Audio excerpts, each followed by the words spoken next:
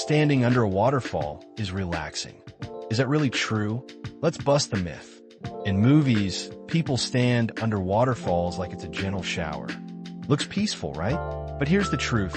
Real waterfalls can be powerful and dangerous. Even a small waterfall can hit you with hundreds of kilograms of force. That force can knock you down, cause injury, or trap you underwater. The water also stirs up air and debris, making it hard to breathe or see. That's why experienced hikers and rescuers warn, never stand directly under a waterfall unless it's proven safe.